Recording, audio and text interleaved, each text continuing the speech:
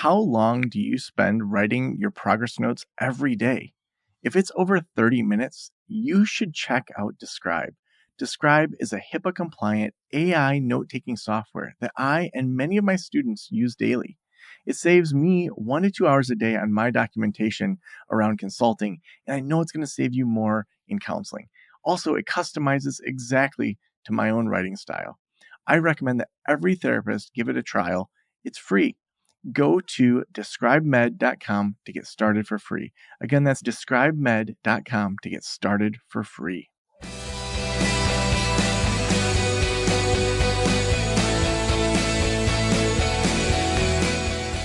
This is the Practice of the Practice podcast with Joe Sanok, session number 1198.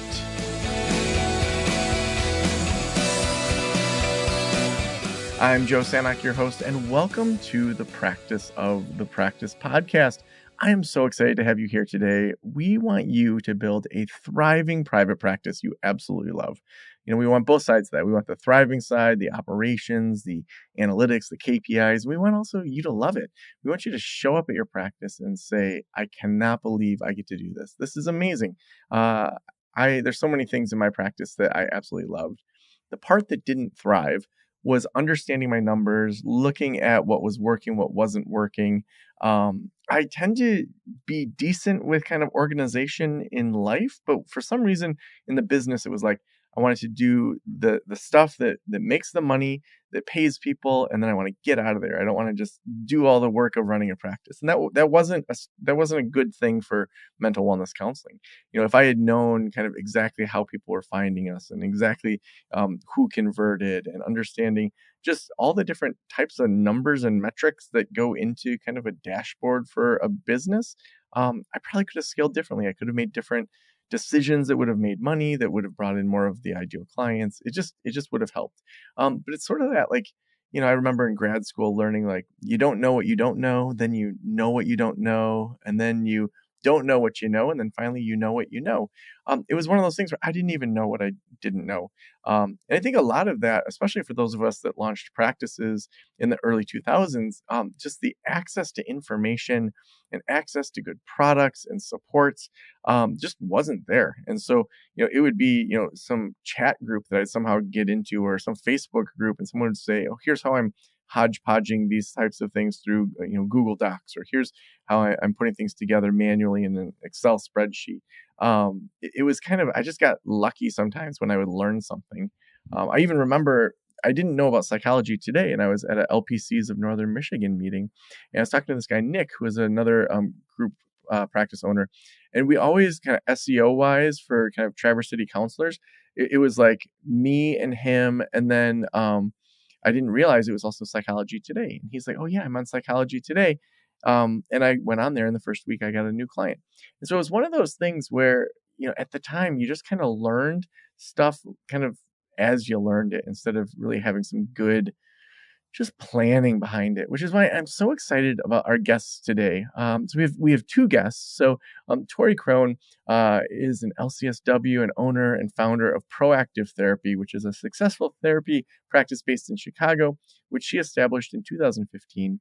In 2023, Tory began working with her husband to develop a custom dashboard designed to provide insights into the health of her group therapy practice and to empower her team with data. From there, Tory went on to co-found the first ever automated dashboard, Practice Vital. And then Madeline Larsen. Madeline left her 15-year career in advertising to spearhead Practice Vital's design and marketing efforts. Both their husbands, Brendan, a technology consultant, and Tom, a software engineer in the startup space, round out Practice Vital's founding team. Welcome to the Practice of Practice podcast. Thanks. Thank you for having us. Well, I got to start with, okay, a husband and wife duo is one thing. Having a double husband and wife, four of you working together, that's a whole nother dynamic. How's that going? It's great. I mean, every day is a new set of challenges, working with family and friends. And just to add another layer to it, Tory's husband, Brendan, is my cousin. So we're actually family and spouses. One tight group.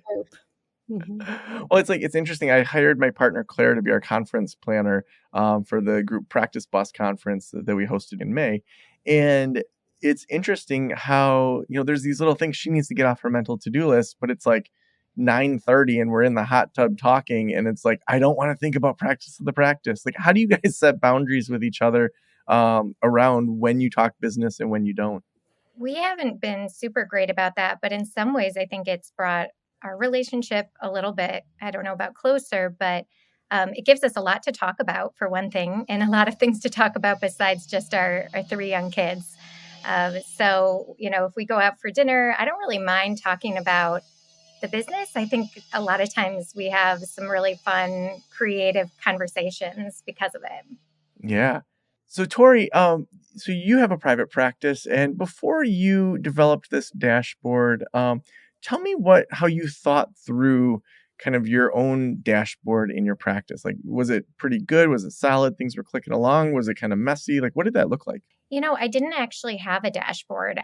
This is sort of when Practice Vital evolved, was when I realized I really needed a dashboard. I started to pull metrics into Google Sheets, and there's a lot of just challenges with that. I think there's inefficiencies. There's a lot of different tabs with different information, different spreadsheets, and it's hard to remember where each of the information, where you put it.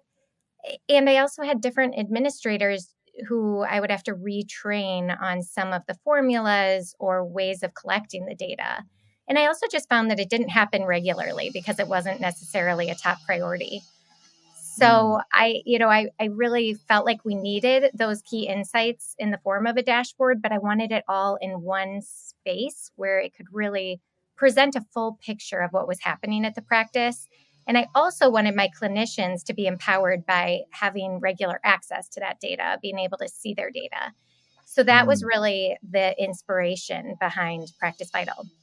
Yeah. And Tori, when you think about what kind of things were things in the dashboard before Practice Vital, let's maybe dig into, whether or not someone uses your platform. What are some metrics that matter? What are some things that you see? And then Madeline, I'd love to hear, because you have such a HR and kind of marketing background.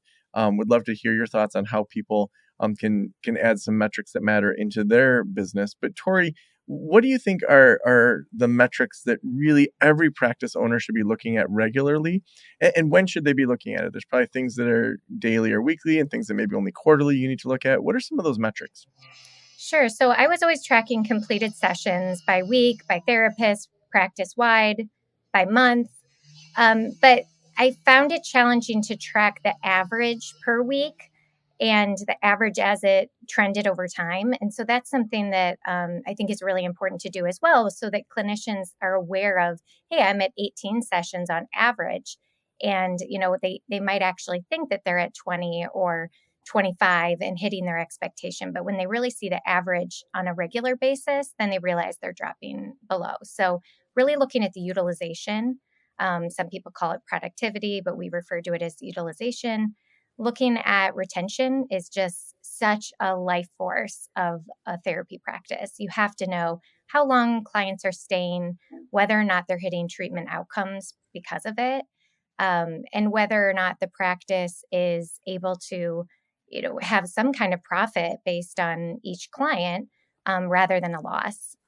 Churn rate is another percentage that's super important to track. And we define that as the percent of clients who stay for fewer than 4 sessions. So think of it really as the revolving door metric. Clients are coming in and out. They're probably not getting what they came for.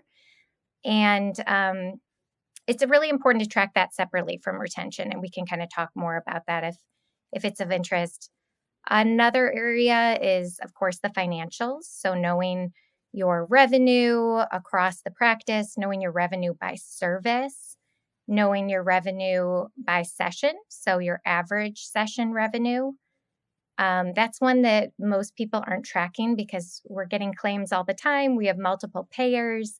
It's really hard to track that kind of on an ongoing basis, but it's really important to track. We also want to track things like rebooking rate, to ensure that clients aren't falling through the cracks, and how many upcoming bookings we have, as well as cancellation rates. And for you, what were some decisions that you made as a result of starting to have that data? So many decisions can be made. I think one is around when to hire, when it makes sense, whether or not all clinicians are really maximizing their caseloads or whether we need to make changes in those departments, whether or not we need to do more marketing or whether we need to do more coaching. So, simple decisions like sometimes we see that a clinician isn't hitting their utilization goal, but it's not clear whether that's because we have a lack of referrals and we haven't given them enough clients, or whether or not we need to increase our marketing budget, or do we have a clinical issue, right? So, where should the intervention take place? And that's a really common question that I hear from practice owners all the time. It's sort of how do I diagnose the root issue of a concern? Real-time insights, so being able to make decisions around whether or not a clinician is the right fit for our practice, whether or not to continue giving intakes or new referrals to certain clinicians, or whether or not it makes sense to pause given that maybe they're just kind of churning through. And then a lot of big picture things too, like the processes behind your intake in the systems. So, do we want to reach out to clients after the third session to make sure they're having success in therapy? That might be a decision that comes from looking at the data and realizing that a number of clients are dropping off at that point. Those are just a few examples, but there's so many. I think it's really unlimited in terms of the types of decisions that you can make knowing the data around your practice. Yeah. And Madeline, what about you? You have a marketing HR background and you're bringing all that to the conversation.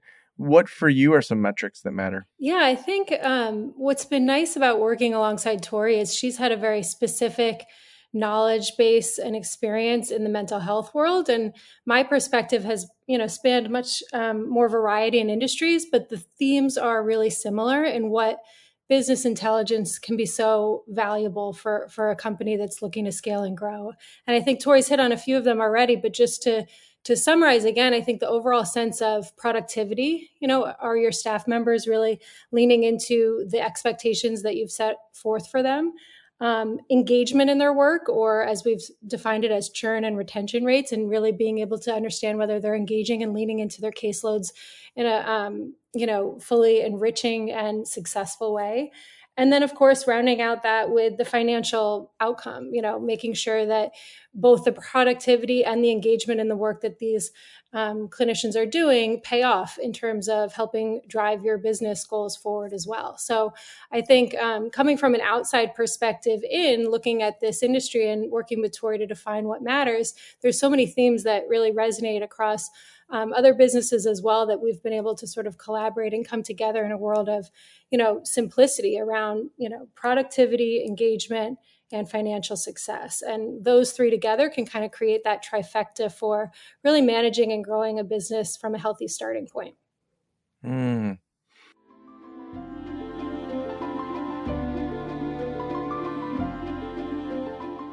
As a therapist, I can tell you from experience that having the right EHR is an absolute lifeline. I recommend using Therapy Notes. They make billing, scheduling, note-taking, telehealth, and e-prescribe incredibly easy. Best of all, they offer live telephone support that's available 7 days a week. You don't have to take my word for it. Do your own research and see for yourself. Therapy Notes is the #1 highest rated EHR system available today, with a 4.9 out of 5 stars on trustpilot.com and on Google. All you have to do is click the link below or type promo code Joe on their website over at therapynotes.com and receive a special 2-month trial absolutely free. Again, that's therapynotes.com and use promo code Joe on the website. If you're coming from another EHR, Therapy Notes will also import your demographic data quick and easy at no cost, so you can get started right away.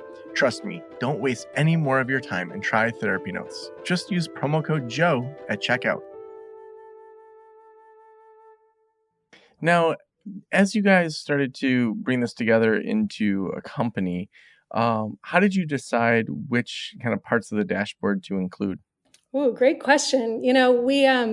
We started small, and I think we've continued to really lean into a customer first approach to building the product. And that really started with working with, Tory and her practice first and foremost, and then expanding that to 5, 10, 20 practices that we were collecting knowledge from, and really picking people's brains to understand, what matters to you, what nuance do you need to see in this type of dashboard to be successful. We wanted to make sure it really felt grounded in the realities of mental health practices and not generic or oversimplified in a way that would, perhaps lose some of that nuance that was so critical for these business owners. And really trying to build something that felt organically grassroots from that community and that audience base that really could benefit most from it. Tory, tell me, as you start to kind of organize and use your own platform, what does that look like in your practice?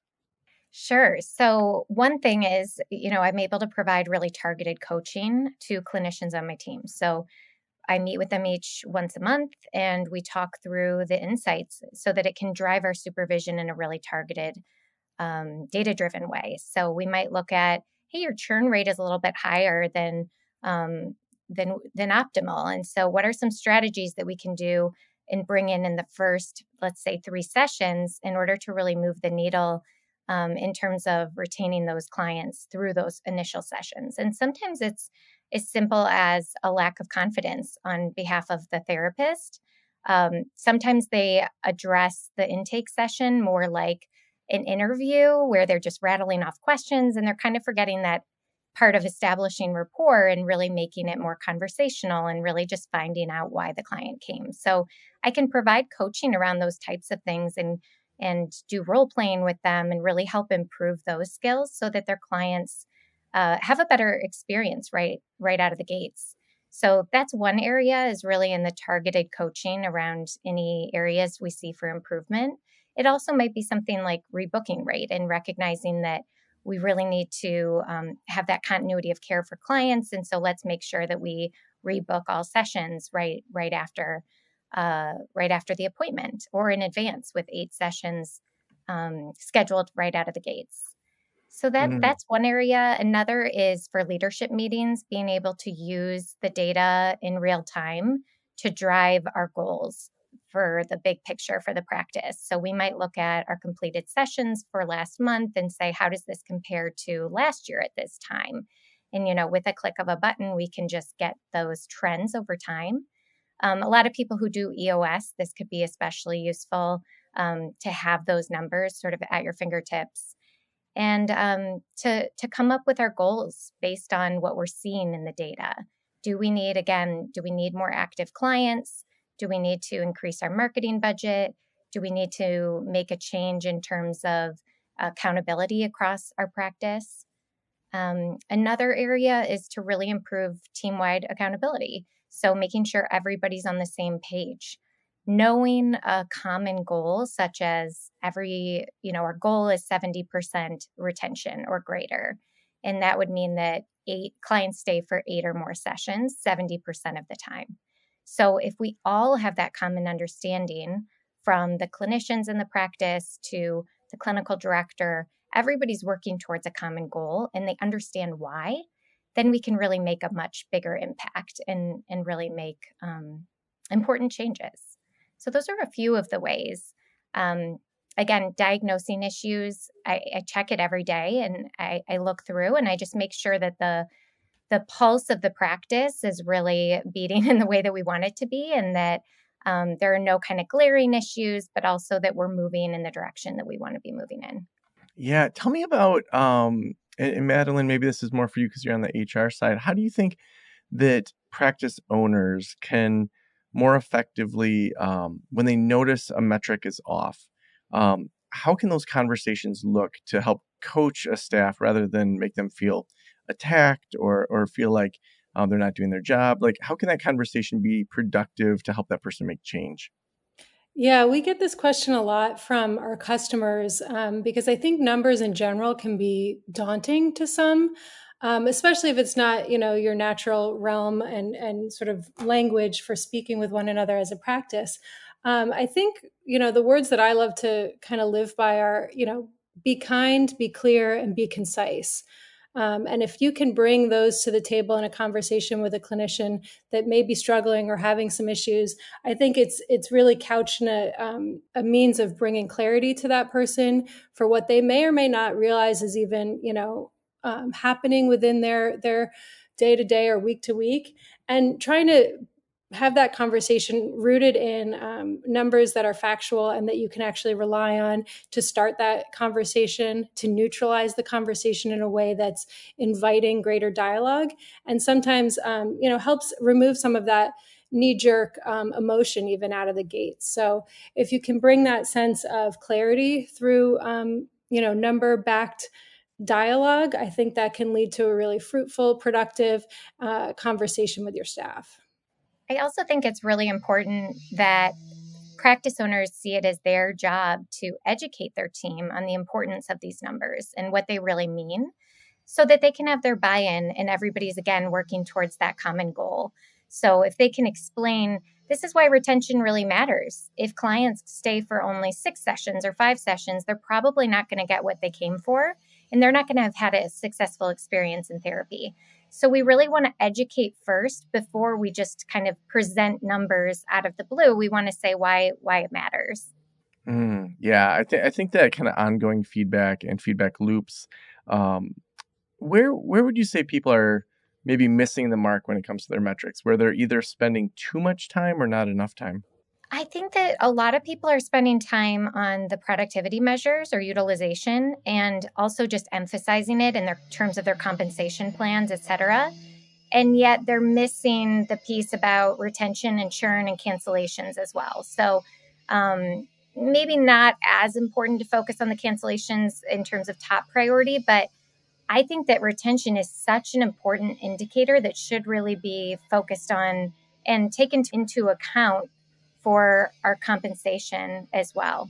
I think to add to that, we're one tool in a practice owner's arsenal to lead these conversations, but we're the quantitative component that should be married with a qualitative component. So, when you're looking at numbers, they can't exist in a vacuum. You need to lean in and understand your employee and what they might be going through in their life or in their day to day as well, and bring those stories together to really try to understand how you can best help and service them. You might see the numbers tell a story that says this person looks like they're really, under capacity or mailing it in, but the reality could be some things going on in their world that just really needs to clarify that story and help you understand exactly how you can help and support them in a way that can be productive and not necessarily punitive in the way that, you might be more intimidated and leaning into more of an accountability conversation. Yeah. Now, I know that it seems like a lot of practice owners, as they start to get data, are kind of getting flooded with, oh, what do I do with this? Or how do I organize it? And to me, when I do my consulting, it's great when we start to get data, but to even just start with like one area, and oftentimes it's what's the area that just kind of you feel most confused at, or that keeps you up at night, or that you think you might get a good ROI, like just picking one direction to say, I'm going to really focus on learning this well and then move on to the next one. Because it's like oftentimes they've gone years without even looking at their metrics. And so it's like just because you're getting all this data right away, like you can take your time learning it too. Of course, we'd love to optimize it all quickly, but then if you don't right away, that's okay. And I'm sure that platforms like yours like teach people how to learn about how to kind of comb through their data and how to optimize it. Um, the last question I always ask, and Tory, we'll start with you, is if every private practitioner in the world were listening right now, what would you want them to know? That they're not alone. This is such hard work, and there's a lot of burnout. There are so many challenges facing practice owners in general. Lack of profitability, burnout, clinicians not meeting job requirements, slow referrals, clinician retention. It can feel really, really overwhelming. And so just to really reach out to others, to develop a network of peers who are going through the same things, and to recognize that there's really not, it doesn't have to be a competitive landscape. I think that there's really space for everybody. And if we can take that growth mindset, we can really support each other. Madeline, what about you? I love that, Tory. I would say making sense of the mess doesn't have to be so messy. oftentimes we feel a little bit overwhelmed in the day-to-day and all the, data we might have at our disposal. But I think leaning on the right resources, partners, collaborators, and technology to help make sense of that mess is in everyone's best interest, and helps us all kind of get sleep at night and keep the wheels moving the next day. So lean into that mess, but know that it doesn't always have to be so messy. So awesome. If people want to work with Practice Vital, where should we send them? Please find us at practicevital.com. We'd love to hear from you and love to meet more practice owners. So awesome. Thank you so much for being on the show today. Thanks, Joe. Thanks for having us.